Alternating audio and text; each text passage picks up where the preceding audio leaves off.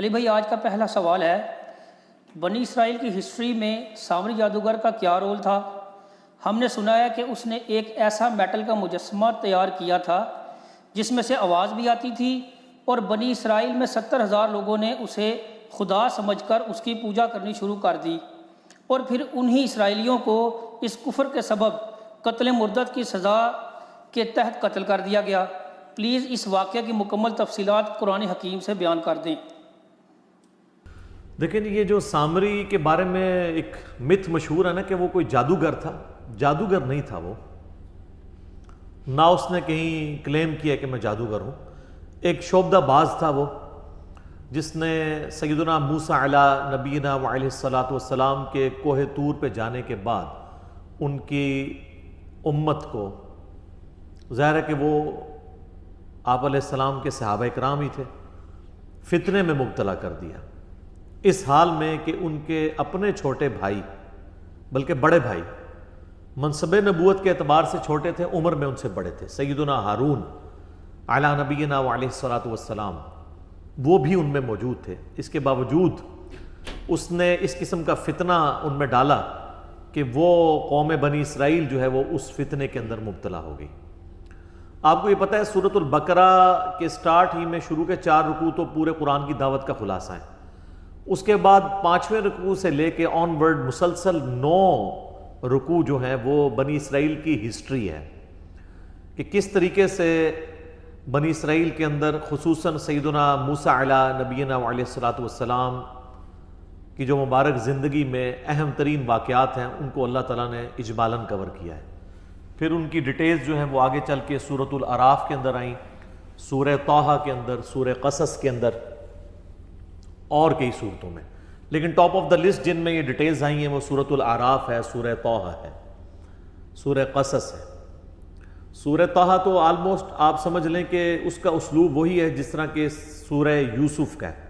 قرآن حکیم میں سورہ یوسف ایک یونیک صورت ہے اس اعتبار سے کہ ایک ہی پیغمبر کی بائیوگرافی ہے، اس سے ملتی جلتی اگر کوئی اور صورت ہے قرآن میں تو وہ ایک ہی ہے، وہ سورہ طٰہٰ ہے جس میں سیدنا موسیٰ علیہ السلام کی بائیوگرافی آئی ہے، لیکن سارے واقعات ظاہر اس میں بھی کور نہیں ہیں، وہ سکیٹرڈ فارم میں ہے۔ سورۃ البقرہ میں ذکر آیا، سورۃ الاعراف کے اندر ذکر آیا، سورہ طٰہٰ میں، سورہ قصص میں، سورہ الشعراء میں، اس کے علاوہ بھی کئی ایک صورتوں میں۔ موسیٰ علیہ السلام کا تو سب سے زیادہ قرآن حکیم میں ایز اے پیغمبر جو ہے وہ نام مبارک بھی آیا اور سب سے زیادہ تذکرہ بھی ان کا۔ اس کے پیچھے حکمت کیا ہے، اس پہ پچھلے دنوں میری ایک ویڈیو ریکارڈ ہوئی ہے کہ موسیٰ علیہ السلام کا سب سے زیادہ ذکر خیر کیوں ہے، لیکن آفٹر پروفٹ محمد صلی اللہ علیہ وآلہ وسلم ہے، ان کا نام زیادہ ہے لیکن تذکرہ نبی صلی اللہ علیہ وآلہ وسلم کا زیادہ ہے، کیونکہ آپ سیکنڈ پرسن کے طور پہ سامنے موجود تھے، اس لیے بار بار اس کا نام نہیں لیا جاتا جو سامنے موجود ہے۔ تو یہ جو سامری کا واقعہ ہے یہ سورہ طٰہٰ کے اندر ڈیٹیل کے ساتھ آیا ہے۔ قرآن حکیم کا یہ جو پورشن ہے اس کی ہم آیات کور کر لیتے ہیں۔ پارہ نمبر 16 کے اندر جا کے یہ سورہ طٰہٰ آتی ہے، سورت نمبر ہے 20، اس میں آیت نمبر ہے 83 سے لے کے 98 تک، اس میں یہ پورا واقعہ ہے۔ اس کو جلدی جلدی ہم کور کر لیتے ہیں تاکہ سمجھ آ جائے کہ یہ واقعہ ہوا کیا تھا۔ سورۃ البقرہ میں تو اس کا اجمالاً ذکر ہے، صرف اتنا کہ یہ جو لوگ مرتد ہوئے تھے جنہوں نے بچھڑے کو رب مان لیا تھا ان کی سزا اللہ تعالیٰ نے یہ مقرر کی تھی کہ ان کو قتل کیا جائے گا۔ تورات میں اس کا ذکر ملتا ہے کہ یہ 3000 کے قریب لوگ تھے۔ اب ظاہر ہے وہ ٹیمپرڈ فارم میں، بعض اسرائیلی روایتوں میں 70,000 ہے، بعض ہزاروں کی تعداد میں تھے جو ایک دن میں قتل کیے گئے تھے، اور ہر قبیلے والے کو کہا گیا تھا کہ وہ اپنے قبیلے کے اس بندے کو قتل کرے جس نے یہ کفر کیا ہے۔ بلکہ سورۃ البقرہ میں آیا کہ تمہارے رب کے حضور تمہاری توبہ کا طریقہ ہی یہ ہے کہ تم اپنوں کو قتل کرو، ہر قبیلے والے اپنے اپنے قبیلے والے ان لوگوں کو قتل کریں جو مرتد ہو گئے تھے۔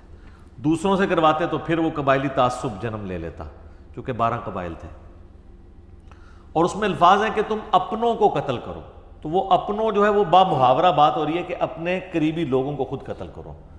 بعض نے کہا کہ اپنوں سے مراد ہے کہ خود اپنے آپ کو قتل کرو، وہ کہتے ہیں جی انہوں نے زمین میں تلواریں گاڑ لیں اور اس کے اوپر اپنے آپ کو گرا لیا، تو یہ ایک دور کی بات ہے، اس طریقے سے اپنے آپ کو قتل کرنا ایک مشکل کام ہے، تو وہ اپنوں کو قتل کرو، مراد یہ کہ اپنے قبیلے کے لوگوں کو قتل کرو۔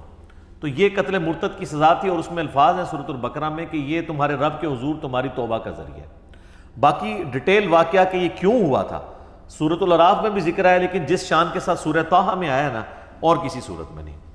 آیت نمبر 83 سے اعوذ باللہ من الشیطان الرجیم وَمَا أَعْجَلَكَ عَنْ قَوْمِكَ يَا مُوسَىٰ، اے موسیٰ تجھے کس چیز نے اجلت میں ڈالا کہ تو اپنی قوم کو چھوڑ کر میرے پاس آ گیا۔ اس میں بھی آگے آئے گا، سورۃ الاعراف میں بھی آیا کہ اللہ تعالیٰ نے ان سے وعدہ کیا تھا 30 دن کا کوہ طور پہ ملاقات کا، یعنی ان کی آپ سمجھ لیں وہاں پہ پوری ٹریننگ ہونی تھی، اور یہ واقعہ ہے جب وہ بنی اسرائیل کو لے کر نکلے ہیں اور وہ سمندری جھیل عبور کی ہے، وہ کئی ایک جھیلیں تھیں جن کو اب جوڑ کے نہر سوئز بنا دی گئی ہے، اور اس کے بعد یعنی بنی اسرائیل جو ہے وہ فرعون سے نجات پا چکے ہیں اور وہ شام کی طرف جا رہے ہیں، اور راستے میں کوہ طور پہ یہ معاملہ ہوا کہ اللہ تعالیٰ نے انہیں بلایا اپنے پاس 30 دن کے لیے، پھر بعد میں بڑھا کے اسے 40 دن کر دیا۔ اسی سے وہ تبلیغی جماعت والوں نے بھی چلہ نکالا ہے نا کہ حضرت موسیٰ علیہ السلام کا بھی، پر او چلہ اور تھے اے چلہ اور، ٹھیک ہے جی، اس لیے کہ وہاں پہ تو کتاب اللہ سکھائی جا رہی ہے، یہاں علماء کی کتابیں سکھائی جاتی ہیں۔ تو حضرت موسیٰ علیہ السلام کے ساتھ جو وقت مقررہ طے ہوا تھا نا، حضرت موسیٰ علیہ السلام ظاہر ہے اللہ کے ساتھ اپائنٹمنٹ ہو، وہ تو ایک ایک لمحہ ان کا کس درد میں اور کرب میں گزرا ہوگا، تو موسیٰ علیہ السلام وقت سے پہلے ہی چلے گئے وہاں پہ کوہ طور پہ۔ لیکن اللہ تعالیٰ تو آپ کو پتہ ہے اپنے معاملہ، اللہ کا تو کوئی رشتہ دار نہیں ہے جو ہم بار بار بات کرتے ہیں، حتیٰ کہ سورہ یونس میں ہے کہ اللہ تعالیٰ فرماتا ہے یہ کبھی ہوا ہی نہیں ہے کہ ہم کسی قوم کے لیے عذاب کا فیصلہ کر دیں اور وہ عذاب اس سے ٹل جائے سوائے قوم یونس کے، اور وہ اس لیے کہ یونس علیہ السلام نے اللہ تعالیٰ کی وحی کا انتظار کیے بغیر اپنا وہ علاقہ چھوڑ دیا تھا۔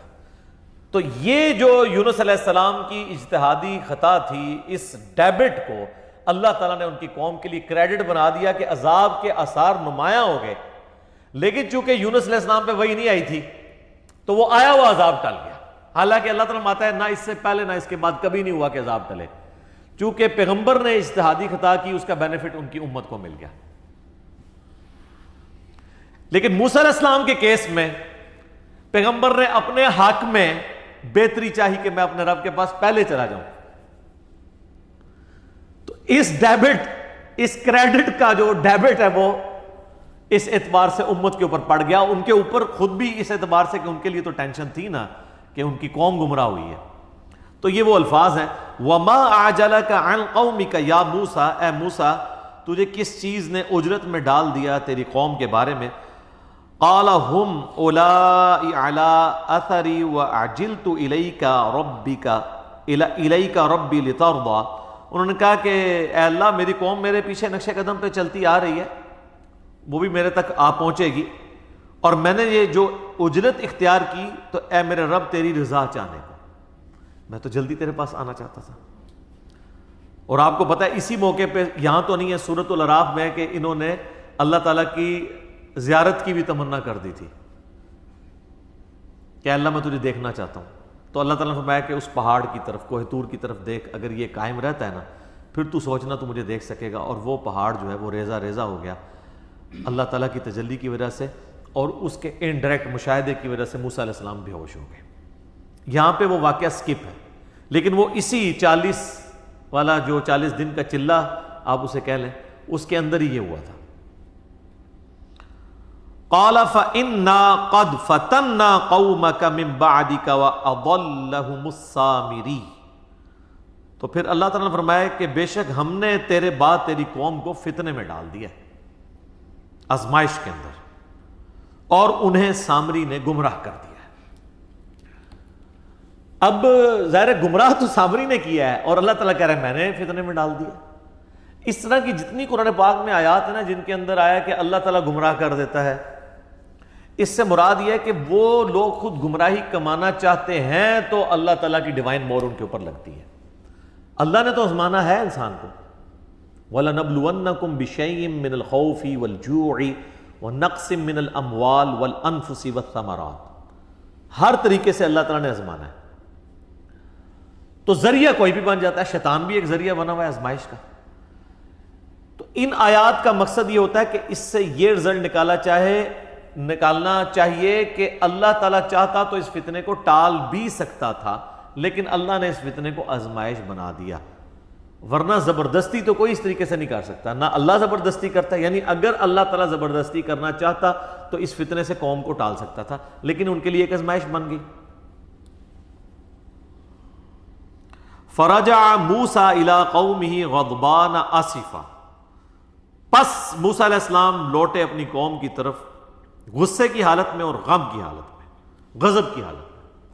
اچھا، اس سے یہ پتہ چل رہا ہے کہ وہ 40 دن کا جو ان کی اللہ کے ہاں صحبت تھی نا، اس کے اینڈ پہ اللہ تعالیٰ نے ان کو یہ بات بتائی ہے، ورنہ تو وہ 40 دن بھی ان کے بیچارے کے ٹینشن میں گزرتے، کس طرح وہ 40 دن گزارتے تو فوراً واپس ہی آتے گئے۔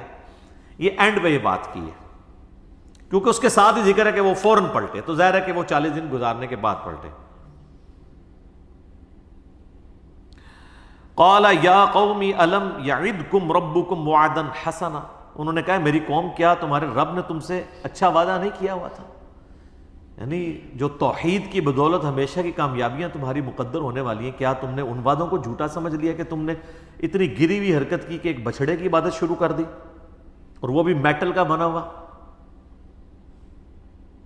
افطال علیکم العہد ام اردتم ان یحل علیکم غضب من ربکم فاخلفتم موعدی، کیا تم پہ میرے جانے کے بعد اتنا لمبا عرصہ گزر گیا تھا کہ تم وہ عہد توڑ بیٹھے؟ میں کوئی ہزاروں سال کے لیے تو نہیں چلا گیا تھا، 40 دن کے لیے گیا ہوں، 40 دن میں تم نے پیچھے سے یہ معاملہ کر دیا، اور کوئی عام لوگ نہیں ہے، صحابہ ہیں، پیغمبر کی صحبت کی ہوئی ہے، اور ایک پیغمبر بھی بیچ میں موجود ہے، ہارون علیہ السلام۔ یا تم نے ارادہ کیا کہ تم خود اللہ کا عذاب اپنے اوپر حلال کر لو، اللہ کا غضب، اور تم نے میرے ساتھ جو وعدہ کیا تھا اس کی تم نے مخالفت کر دی۔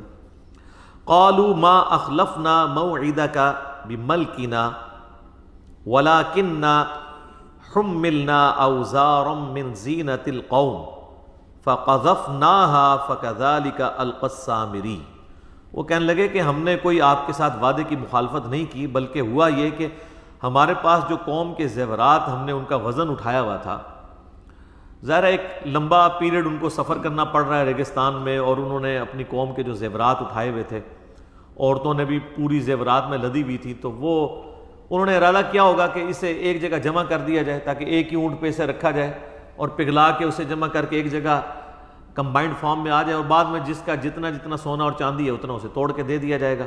تو انہوں نے کہا ہم نے یہ جمع کیا اور وہ سامری کے پاس ڈال دیا، تو اس نے سامری نے پھر کام ڈال دیا اس کے ساتھ، اس نے آگ میں اسے ڈالا۔ فَأَخْرَجَ لَهُمْ عِجْلًا جَسَدًا لَهُ خُوَارٌ فَقَالُوا هَذَا إِلَٰهُكُمْ وَإِلَٰهُ مُوسَىٰ فَنَسِيَ، وَلِعَوْذُ بِاللَّهِ تعالیٰ۔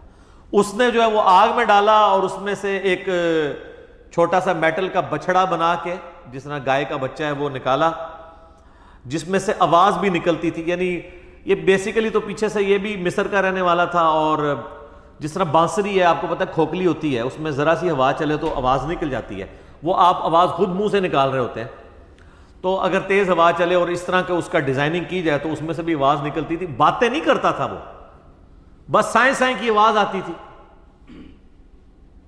اور وہ کہنے لگا کہ یہ ہے تمہارا الہ، اور موسیٰ کا الہ موسیٰ تو بھول گیا ہے۔ استغفر اللہ۔ افلا یرون الا یرجع الیہم قولا ولا یملک لہم ضرا ولا نفعا، اللہ تعالیٰ فرماتا ہے کہ انہوں نے اتنی بھی عقل نہیں استعمال کی کہ یہ ان سے باتیں تو کرتا ہی نہیں ہے، خالی آواز ہی نکل رہی ہے۔ ویسے میں کہتا ہوں کہ موسیٰ علیہ السلام کے ساتھی اس زمانے میں ہوتے ہیں تو انہوں نے ہزاروں کے حساب سے الہ بنا لینے تھے۔ آج تو کمپیوٹر کا دور ہے، موبائل کا دور ہے، گھر گھر ٹی وی لگے ہوئے ہیں، جو مرضی کرا لو، روبوٹاں نو ویکھ کے تو ویسے ہی سجدے ڈگ پینا سی، ٹھیک ہے۔ وہ روبوٹ تو آرٹیفیشل انٹیلیجنس کے ساتھ بھی ہیں، وہ بول بھی سکتے ہیں، یہ فرق ہے جناب۔ تو یہ کوئی اس کو صحابہ کی توہین نہ سمجھے، لوگوں کے دماغ میں فوراً کیڑا آنا شروع ہو جاتا ہے کہ موسیٰ علیہ السلام کے صحابہ کی توہین کر دی تو یہ اللہ نے توہین کی ہوئی ہے، یا نعوذ باللہ یہ واقعات اس لیے بیان کیے ہیں کہ ان کو بیان کرنا ہی حرام ہے، یا توہین مذہب کا الزام لگ جائے گا. یہ ساری کی ساری چیزیں اس لیے ہیں کہ تاکہ عبرت پکڑی جائے.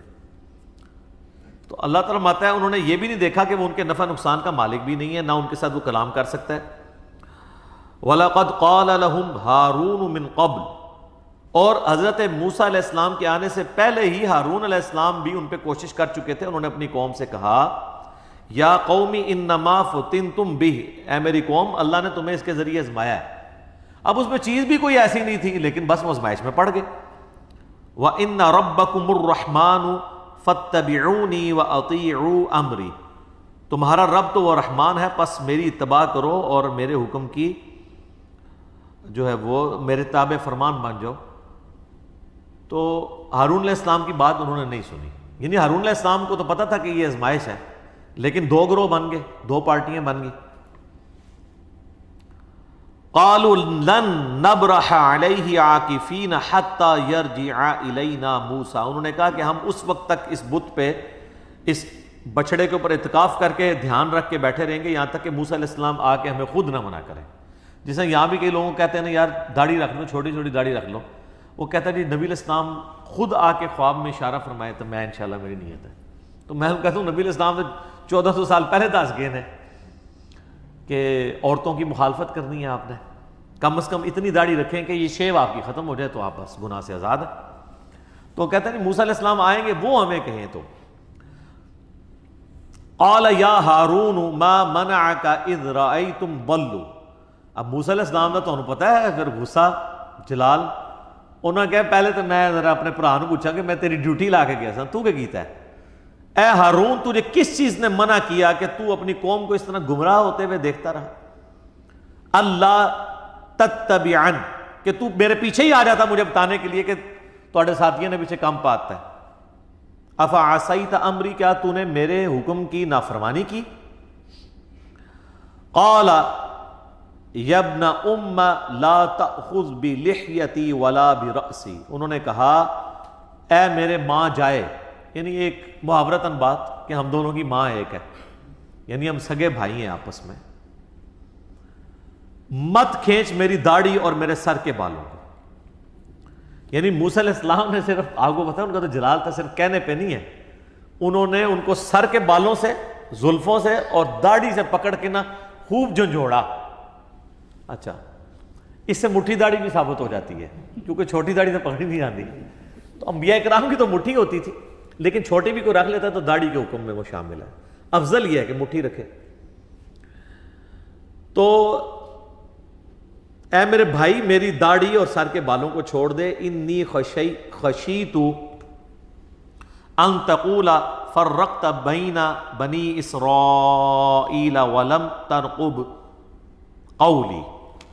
تو انہوں نے کہا کہ مجھے یہ ڈر ہوا کہ تو مجھے یہ نہ کہہ دے کہ تو نے جو ہے وہ میرے جانے کے بعد بنی اسرائیل میں تفرقہ بازی ڈال دی ہے, اور میرے جو تمہارے ذمہ میں ڈیوٹی کر کے گیا تھا تم نے وہ ڈیوٹی نہیں پوری کی. کہ ان کو یہ بھی خطرہ تھا کہ میں اگر نکل جاتا ہوں پیچھے حالات مزید نہ خراب ہو جائیں, تو میری موجودگی سے کم از کم میرے حامی جو ہیں وہ تو ایٹ لیسٹ اس کام سے رکے رہیں گے نا. تو موسیٰ علیہ السلام یہ اجتہاد کر رہے تھے کہ تمہیں مجھے آگے بتانا چاہیے تھا, ان کا اجتہاد یہ تھا کہ میں نکل جاتا آپ کو بتاتا اور پیچھے سے کام خراب ہو جاتا تو آپ نے پھر مجھے کہنا تھا کہ تو ادھر سے نکل کیوں آیا, تو اتنے ہی رہنا سی, میں آ ہی جانا سی, میں 40 دن واسطے گیا تھا. تو اچھا اس سے یہ بات پتہ چلی کہ اجتہادی معاملات میں پیغمبروں میں بھی اختلاف ہو سکتا ہے. یہ اجتہاد ہوتا ہے جس میں آپ دو رائے رکھ سکتے ہیں. قال فما خطبک یا سامری, اب موسیٰ علیہ السلام جو ہے نا اصل مجرم کی طرف ہوئے کہ ہاں بھی سامری تو سنا بھی تو ایک کام پایا. قال بصرت بما لم یبصروا به فقبضت قبضة من اثر الرسول, وہ کہنے لگا کہ میں نے ایک ایسا منظر دیکھ لیا تھا جو باقی لوگوں نے نہیں دیکھا, کہ میں نے جو رسول فرشتہ یا موسیٰ علیہ السلام خود ہی جا رہے تھے, شاید جبرائیل علیہ السلام ساتھ ہوں, یعنی یہ اس کی سٹوری ہے. اس پہ بھی اب علماء کا اختلاف ہے. کئی علماء کا موقف یہ ہے کہ یہ اس نے ایک فرضی سٹوری بتائی ہے اپنے اس کو چھپانے کے لیے, کیونکہ جو آواز نکل رہی تھی وہ تو ہوا سے نکل جاتی ہے, یہ نہیں ہے کہ اس سے کچھ ہوا. بعض کہتے ہیں نہیں فزیکلی ہو سکتا ہے کہ اللہ تعالیٰ نے اس قوم کو فتنے میں ڈالنا تھا تو جبرائیل علیہ السلام کے گھوڑے کے جو جہاں جہاں پاؤں لگ رہے تھے وہاں کے اس نے کوئی مٹی اس میں سے اٹھا لی. فَنَبَذْتُهَا وَكَذَلِكَ سَوَّلَتْ لِي نَفْسِي, تو بس اس نے اس کو ڈال دیا. وہ کہتا ہے یہ میرے جی نے مجھے یہی پٹی پڑھائی تھی. قَالَ فَاذْهَبْ فَإِنَّ لَكَ فِي الْحَيَاةِ أَن تَقُولَ لَا مِسَاسَ. تو موسیٰ علیہ السلام نے اسے بددعا دی کہ نکل جا, دفع ہو جا ادھر سے. اب پوری زندگی یہ تیری سزا ہے کہ تو لوگوں سے یہ کہے کہ مجھے کوئی نہ چھوئے. اس کو اللہ تعالیٰ نے ایک بیماری لگا دی. بعض کہتے ہیں جزام کی بیماری تھی, اور ایسا جزام لگا, کوڑ کا مرض ہوا کہ اگر اس کو کوئی ہاتھ ٹچ کرتا تھا نا تو اس کو بھی تیز بخار ہوتا تھا, اور جو ہاتھ لگاتا تھا اس کو بھی تیز بخار, یعنی اسے بھی اس اذیت سے گزرنا پڑتا تھا. تو ہر وقت اس کی زبان پہ یہ ہوتا تھا مجھے کوئی ہاتھ نہ لگائے, مجھے کوئی ہاتھ نہ لگائے. یعنی اس کے ہاتھوں نے جو غلط کام کیا تو اللہ تعالیٰ نے اسے یہ سزا اس پہ مسلط کر دی پوری زندگی کے لیے. وَإِنَّ لَكَ مَوْعِدًا لَن تُخْلَفَهُ وَانظُرْ إِلَىٰ إِلَٰهِكَ الَّذِي ظَلْتَ عَلَيْهِ عَاكِفًا. اور ان کا کہ بے شک تیرے ساتھ جو وعدہ ہے نا اس کی کوئی خلاف ورزی نہیں ہوگی, دنیا میں بھی عذاب, آخرت کا بھی عذاب ابھی تیرا باقی ہے. اور اب دیکھ کہ میں تیرے بنائے ہوئے اس جھوٹے الہ کے ساتھ کیا کرتا ہوں جس کے اوپر تم لوگ اعتکاف کر کے بیٹھے ہوئے تھے. لَنُحَرِّقَنَّهُ ثُمَّ لَنَنْسِفَنَّهُ فِي الْيَمِّ نَسْفًا. میں اس کو آگ لگاؤں گا اور اس کی راکھ جو ہے سمندروں میں, خشکیوں میں بکھیر دوں گا. یعنی وہ جو بچڑا بنایا ہوا تھا اس کو وہ ختم ہی کر دیا, وہ زیور بھی ان سے جاتے رہے. ظاہر ہے یہی کچھ ہی ہونا چاہیے تھا جو کچھ انہوں نے کیا. انما الہکم اللہ الذی لا الہ الا ہو. تمہارا الہ تو نہیں ہے مگر وہی ایک اللہ, صرف وہ ایک اللہ جس کے سوا کوئی معبود نہیں ہے. وسع کل شیء علما, اور اللہ تعالیٰ نے اللہ یعنی وہ ہستی ہے جس کے علم کی وسعت نے ہر چیز کو گھیرا ہوا ہے. کذالک نقص علیک من انباء ما قد سبق. اے نبی علیہ السلام اس طریقے سے ہم آپ کے اوپر وہ واقعات بیان کر رہے ہیں جو آپ سے پہلے گزر چکے ہیں. وقد آتیناک من لدنا ذکرا, اور بے شک ہم نے آپ کو اپنی طرف سے ایک نصیحت والی چیز یعنی قرآن عطا فرمایا. یعنی یہ نبی علیہ السلام کے نبی ہونے کی دلیل ہے کہ آپ علیہ السلام کی پیدائش سے 1400 سال پہلے کا یہ واقعہ ہے. حضرت موسیٰ علیہ السلام کا یہ جو پورا واقعہ ہے, اور وہ نبی علیہ السلام جنہوں نے کوئی دنیاوی تعلیم حاصل نہیں کی ہوئی, اس کے باوجود ان واقعات کو ٹائنیز ڈیٹیل تک ایکوریسی کے ساتھ بیان کر رہے ہیں. یہ نبی علیہ السلام کے نبی ہونے کی دلیل ہے. باقی اس کا ایک پہلو ہے کہ یہ تو قرآنک ورژن ہے اس واقعے کا. ایک اس کا ورژن ہے جو تورات اولڈ ٹیسٹمنٹ میں موجود ہے, وہ مختلف ہے. اس میں تو معاذ اللہ انہوں نے حضرت ہارون علیہ السلام کے اوپر الزام لگایا کہ انہوں نے یہ بچڑا بنا دیا تھا. جی ہاں, پھر اس میں کنٹراڈکشن بھی ہے. اس میں آپ اگر مولانا مودودی رحمہ اللہ تعالیٰ کی جو تفسیر ہے تفہیم القرآن وہ آپ پڑھیں, انہوں نے دونوں کو کمپیئر کروا کے بتایا کہ کس طریقے سے تورات کے اندر یہ ٹیمپر کیا گیا ہے, اور تورات میں آنے والے اس واقعے میں خود اتنا کنٹراڈکشن پایا جاتا ہے کہ وہ خود ایک طرح کا واقعہ بیان نہیں کرتا. اور انہوں نے بتایا کہ اگر یہ بات ہوتی تو ہارون علیہ السلام کو سب سے پہلے سزا دی جاتی, کیونکہ قتل مرتد کی سزا اگر ان لوگوں کو ہو رہی ہے تو جس نے بنایا تھا تو اس کو سزا نہیں ہوئی. رہا یہ کہنا کہ اس کو سزا قتل مرتد کی کیوں نہیں ہوئی, قتل مرتد کی سزا اگر سامری کو ہوتی تو وہ ایک دفعہ مارا جاتا نا, یہ تو پوری زندگی کے لیے اس کو کوڑ کے مرض میں اور اس عذاب میں مبتلا کر دیا, پھر یہ جنگلوں میں نکل گیا, بڑی ذلت کی موت ہوئی. تلوار مار دی جاتی تو ایک دفعہ ہی جان چھوٹ جاتی, تو اس کو اس سے بڑا عذاب ڈالا گیا. پھر بعض اوقات جو اسرائیلی علماء ہیں یہودی وہ کہتے ہیں نہیں, یہ ہارون کا جو نام آیا نا تورات کے اندر, اس سے مراد یہ والا ہارون نہیں ہے, وہ سامری کا لقب سامری تھا, اس کا نام بھی ہارون تھا. اس طرح کی ایک تعویلات وہ بھی کرتے ہیں. الٹیمیٹلی اس طریقے سے بنی اسرائیل کے جو واقعات ہیں جو قرآن میں آئے اور تورات میں بعض پورشن تو من ون اسی طریقے سے موجود ہیں, بعض میں کنٹراڈکشن ہے. اور یہ کنٹراڈکشن جو ہے یہ اس اختلاف کو اس امت میں اگر کسی نے ریزالو کیا نا وہ مولانا مودودی ہیں. اس سے پہلے جتنی بھی آپ قرآن کی تفسیر ابن جریر طبری کی دیکھ لیں, ابن کثیر کی دیکھ لیں, ان لوگوں نے تو اتنی زحمت ہی گوارا نہیں کی ہے کہ وہ اولڈ ٹیسٹمنٹ کو کھول کے اسرائیلی روایتوں کو دیکھ کے اور ان ساری روایتوں کو نقل کر کے من ون اور قرآن سے ان کا کمپیریزن کروائے. میں نے پہلے بھی کئی دفعہ بتایا, ہمیں امریکہ سے کال آئی ہماری اکیڈمی میں, وہ کہنے لگے کہ جی ہمارے بچے اب جوانی کی عمر کو پہنچ رہے ہیں اور قرآن میں جگہ جگہ تورات کے واقعات آتے ہیں, اور ایون یہاں تک کہا جاتا ہے کہ بنی اسرائیل سے پوچھ لو. وہ کہتے ہیں جی قرآن کے واقعات پھر آج کی تورات میں ہونے چاہیے، اگر ہیں تو وہ کدھر ہیں؟ تو ہم ان کو کیا بتائیں؟ تو میں ان کو یہی کہتا ہوں تفہیم القرآن پڑھیں، ابن کثیر میں تو آپ کو نہیں ملنا۔ یہ تفہیم القرآن کی جو ویلیو ایڈیشن ہے نا قرآن کی تفسیر میں، یہ پوری امت سے انہیں ممتاز کر دیتی ہے۔ حالانکہ یہ کام ابن کثیر کو بھی کرنا چاہیے تھا، اتنی موٹی تفسیر لکھ دی، ابن جریر طبری نے اس سے بھی بڑی لکھ دی اس سے پہلے، لیکن یہ ایک مسنگ چیزیں تھیں جو قرآن کی تفسیر آپ لکھنے جا رہے ہیں تو پھر ان چیزوں کو ایڈریس کریں نا، تاکہ غیر مسلموں کے سامنے ہم اپنا مقدمہ پیش کر سکیں اور ان کے اعتراضات کا جواب۔ مودودی صاحب کیا کرتے ہیں کہ قرآن میں جو واقعات آئے بنی اسرائیل کے، چاہے یوسف علیہ السلام کے واقعات ہوں، موسیٰ علیہ السلام کے واقعات ہوں، ان سارے واقعات میں کہاں کہاں قرآن غلطی نہیں کھاتا اور تورات میں وہ کنٹراڈکشن کی وجہ سے غلطی ہیں وہ ہائی لائٹ کرتے ہیں۔ اور اس کی وجہ سے کم از کم جو یہود و نصارہ کے علماء کا اعتراض ہے کہ قرآن نبی علیہ السلام نے تورات اور انجیل سے چوری کر کے عربی میں لکھا ہے، یہ اسی واقعات کو اس نے عربی میں لکھ دیا، یہ اس کی خود لکھی ہوئی تصنیف ہے، یہ اللہ کی طرف سے نازل نہیں ہوئی ہے، اس کا منہ توڑ جواب اگر کسی نے دیا ہے نا تو مولانا مودودی ہیں کہ اگر یہ چیزیں ہیں تو جو چیزیں خلاف عقل بھی تورات کے اندر آئی ہیں، اگر کوئی ڈیٹو کاپی وہ مارنے والا کوئی بندہ انسان ہوتا تو وہ غلطیاں بھی نقل کرتا نا اس طریقے سے، وہ تو بالکل مختلف بات کر دیتا ہے، بالکل ایک طرح کی بات چل رہی ہوتی ہے، اچانک قرآن کا ورژن کچھ اور آ جاتا ہے اور تورات کا اور آ جاتا ہے، پھر آگے چل کے پھر سیم ہو جاتا ہے۔ تو وہ غلطیاں کیوں نہیں کاپی کرتا؟ اتنا سمجھدار بندہ کون ہے کہ اس نے اتنے واقعات وہاں سے نعوذ باللہ چوری کی ہیں اور کہیں بھی غلطی نہیں کھاتا، اور آپ کے پاس جو کچھ ہے وہ غلطیوں سے بھرپور ہے، جس میں عصمت انبیاء بھی اسٹیک پہ لگ جاتی ہے۔ بسا اوقات انتہائی بےہودہ قسم کے واقعات موجود ہیں۔ لوط علیہ السلام کی 2 بیٹیوں کے ساتھ لوط علیہ السلام کا معاذ اللہ جو ہے وہ نعوذ باللہ من ذالک نقل کفر نباشد زنا کا لکھا ہے کہ اس طریقے سے آگے نسل چلی۔ اس قسم کے حضرت داؤد علیہ السلام کے اوپر یعنی ان کی صحابی کی بیوی کا سکینڈل نعوذ باللہ جو کشف المحجوب میں بھی بعد میں نقل ہوا، تو یہ تورات کے اندر موجود ہے۔ اس طرح کی غلطیاں آپ کو قرآن میں نظر نہیں آئیں گی۔ لہٰذا میں یہ ریکویسٹ کروں گا کہ قرآن کے جو واقعات ہیں نا جی، جتنے قرآن میں آئے ہیں یا صحیح الاسناد احادیث میں اس کی سپورٹ میں، بس اتنا پڑھا کریں۔ باقی کہیں پہ کوئی اسرائیلی روایت آتی بھی ہے نا تو اب ابن کثیر نے بھی کئی ایک اسرائیلی روایات اس کے تحت نقل کی ہیں۔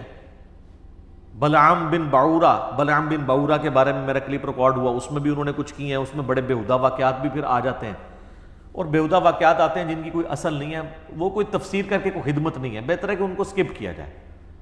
قرآن کی وہ تفسیر نہیں ہے، بلکہ وہ آپ کہہ لیں کہ قرآن کی تفسیر کرنے کے لیے ایک کوئی ضرورت سے زیادہ واقعات دکھتی ہیں جن کی کوئی ضرورت نہیں تھی۔ قرآن کا مقصد ہے تذکیر، نصیحت، وہ ان واقعات سے آپ کو نصیحت مل جاتی ہے، اور وہ نصیحت یہ ملتی ہے کہ شرک اتنی بڑی بیماری ہے کہ وقت کا پیغمبر موجود ہو، زندہ ہو، اس کے باوجود شیطان کسی نہ کسی طریقے سے امت میں شرک داخل کرنے کی کوشش کرتا ہے۔ تو اس امت کو بھی محتاط رہنا چاہیے۔ ادھر کہانی کرائی شرک ختم ہو گیا، شرک ختم ہو گیا، وہ تو میں نے پورا ان کا پوسٹ مارٹم کیا ہے۔ یوٹیوب پہ ایک میرا کلپ ہے وسیلے کے نام پر دھوکہ، اس کے اینڈ پہ میں نے اس ٹاپک کو بھی ایڈریس کیا۔ اس سے پہلے بھی آپ یوٹیوب پہ ویسے لکھیں نا کیا شرک اس امت میں ختم ہو چکا ہے، تو کئی کلپ میرے کھل جائیں گے۔ اس کانٹیکسٹ میں بڑی ناانصافی اگر میں وہ حدیث بیان نہ کروں جو صحیح بخاری اور صحیح مسلم دونوں میں موجود ہے۔ نبی علیہ السلام نے فرمایا تم بھی اگلے لوگوں کے نقش قدم پر چل پڑو گے، قدم با قدم، بالشت بر بالشت، حتیٰ کہ اگلے لوگوں میں سے کوئی گوہ کے سوراخ میں داخل ہوا تو تم بھی یہی کام کرو گے۔ صحابہ کرام نے پوچھا یہ اگلے لوگوں سے مراد کیا یہود و نصارہ ہیں؟ آپ نے فرمایا اگر وہ مراد نہیں تو کون سے لوگ مراد ہیں؟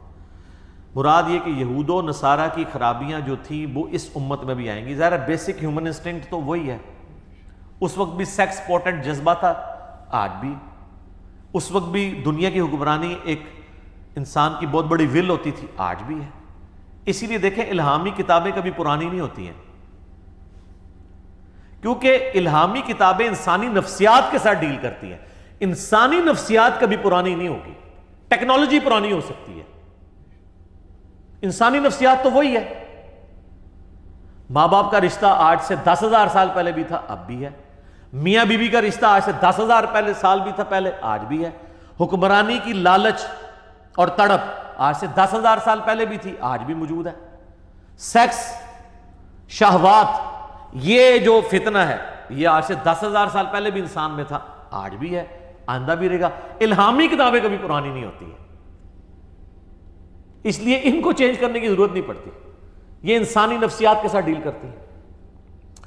تو نبی علیہ السلام فرمایا میری امت بھی وہی کام کرے گی۔ اس میں بعض لوگوں نے دھوکہ دیا کہ جی اس سے مراد یہود و نصارہ کا فیشن ہے، تو میں نے بتایا کہ جامعہ ترمذی میں اس کا شان ارشاد اور وہ موقع موجود ہے جب آپ نے یہ فرمایا تھا۔ جامعہ ترمذی میں حدیث ہے، غزوہ حنین کے موقع پر نبی علیہ السلام کی وفات سے 2-2.5 سال پہلے، فتح مکہ کے بعد 8 ہجری میں یہ ہوئی ہے غزوہ حنین، اسی سال ہوئی ہے۔ صحابہ کرام جب غزوہ حنین کے لیے جا رہے تھے تو راستے میں ایک درخت آیا جسے ذات انوات کہا جاتا تھا۔ مشرکین عرب جنگوں میں فتح پانے کے لیے اپنا اسلحہ برکت کے لیے وہاں لٹکاتے تھے، جس طرح آج درباروں کے اوپر آپ لوگ بھی جا کے ٹاکیاں لٹکاتے ہیں، سیم وہی انالوجی۔ تو صحابہ نے کہا یا رسول اللہ آپ ہمارے لیے بھی کوئی اس طرح کا درخت مقرر کر دیں، برکت ہم اس سے حاصل کریں۔ آپ نے کہا سبحان اللہ۔ یہ جب نبی علیہ السلام اس طرح کے موقع فرماتے تھے یہ آپ کے جلال کا اظہار تو اللہ پاک ہے، کیا شرکیہ بات ہے، یہ محذوف ہے، سبحان اللہ عما یشرکون، یہ بریکٹ میں۔ آج تو تم نے وہی بات کر دی جو موسیٰ علیہ السلام کے ماننے والوں نے کی تھی، کہ جب وہ ایک جگہ سے گزرے اور انہوں نے دیکھا کہ کچھ لوگ بتوں پہ اعتکاف کیے ہوئے بیٹھے ہیں، انہوں نے کہا اے موسیٰ آپ ہمارے لیے بھی ایک بت مقرر کر دیں اللہ کا، اس کے اوپر ہم دھیان کر کے بیٹھ جائیں۔ تو حضرت موسیٰ علیہ السلام نے کہا تھا اے اللہ اس جاہل قوم سے میں تیری پناہ میں آتا ہوں، سورۃ الاعراف آیت نمبر 138۔ اچھا حضرت موسیٰ نے اسی وقت بھانپ لیا تھا یہ جاہل قوم ہے۔ یہ جو اعتکاف والا جو واقعہ ہوا تھا نا کہ انہوں نے ریکویسٹ کی تھی، یہ ان کے بچڑے کو خدا بنانے سے پہلے ہو چکا ہوا تھا واقعہ۔ اس کے بعد جب انہوں نے دال لگا انہوں نے کام پا ہی لیا سامری کے ذریعے۔ تو نبی علیہ السلام نے اس موقع پہ جامعہ ترمذی میں آتا ہے کہ فرمایا کہ تم بھی اگلے لوگوں کے پیچھے چل پڑو گے، یعنی جو شرکیہ عقائد اور مشرکانہ رسومات اگلی قوموں میں تھی اس قوم میں بھی آئیں گی اس امت میں۔ تو سر دیکھ لیں کوئی ایک بات بتائیں جو اگلی قوموں میں تھی اور یہاں پہ موجود نہیں ہے، کوئی ایک چیز بتائیں۔ اگر وہ بتوں کے آگے جھکتے تھے تو آپ کے لوگ بھی قبروں میں جا کے سجدے کر رہے ہیں۔ فزیکلی وہ بت نہیں بنایا لیکن کسی اور فارم میں تو بنا ہی لیا نا، اور ان مزاروں پہ رکھے ہوئے پتھروں کو چاٹتے ہیں۔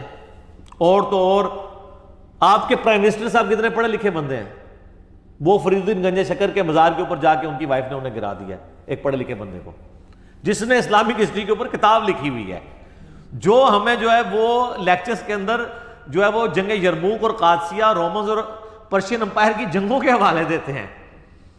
اور کہاں پہ بھی اس پہ میری ویڈیو آ گئی تھی۔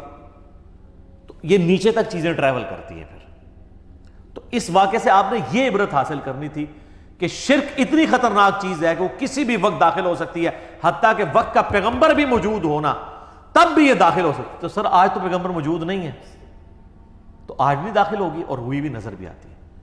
اذانیں شروع ہو چکی ہیں، بقیہ کے سوالات انشاءاللہ تعالی اذان کے وقفے کے بعد انشاءاللہ۔